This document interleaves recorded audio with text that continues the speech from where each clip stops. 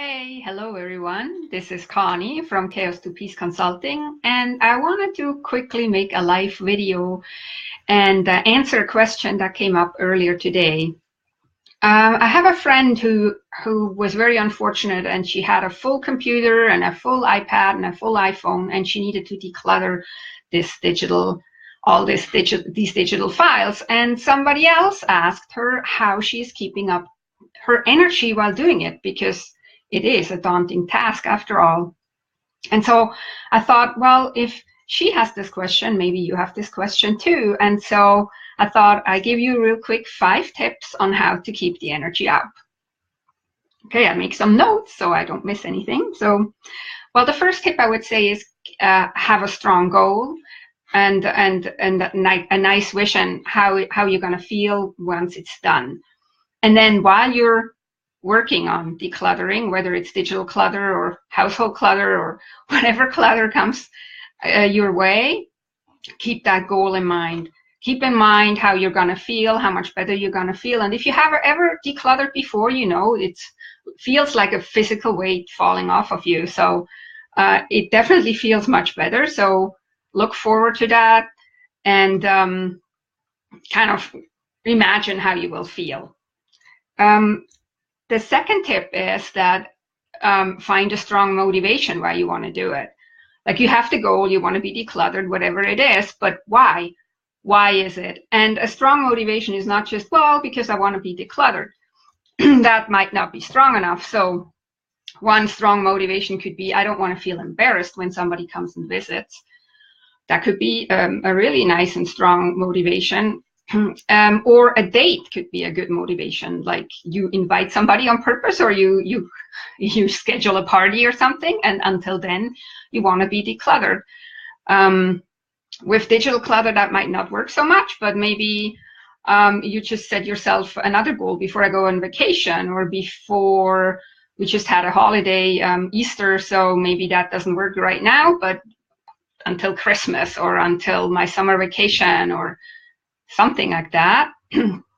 And then work on it. And how do you eat a big elephant? One bite at a time. So one bite at a time, which brings me to my next tip is do every day a little bit something, instead of doing it all in one huge task. Do every day a little bit, maybe only 5 minutes, 10 minutes, however long you have time, but it builds up a momentum. And soon, if you do every day a little bit, you feel like a winner, and you feel like you're winning. And then it's also much easier than if you just do 2 hours here and there, and then you feel like you're making no progress, and you feel more like a loser or a failure, which you are not. It's like, nobody says decluttering is fun, although once you did it for a while and you build your decluttering muscle a little bit, you will see that you almost look forward to it, because you know how amazing you're going to feel afterwards. And then another tip I wanted to give is you could go into competition with yourself. So I have a funny story about that. So my very first job, I was an apprentice in an insurance company, and they put me in the archive of all places in the beginning. And let me tell you, it is a boring place. So back then, people had to request files, and then we had to go and pick them, and they would get them. They could look through the file, and then they would bring it back, and we would have to file it in the right spot again, which was very important. Otherwise, you would never find it again. But it is boring work. So what are you going to do? You just have to challenge yourself. Like, you have this huge stack of files that you have to put away. Challenge yourself to get it done quickly. So in your case, if you have to declutter, you could, for example, set yourself a timer for 10 minutes, 15 minutes, and then go and start decluttering, like whether it's digital files or physical items or whatever it is, and try to get as much done as you can. You could also go in competition with a friend and say, okay, let's do that together. Like, she could be at her home and you are at your home, and you just try to be in competition with each other, and whoever gets to declutter more wins. I don't know, a coffee or an ice cream, or just a good feeling, you know. And this actually gets me to the last tip. So promise yourself a reward if you do it.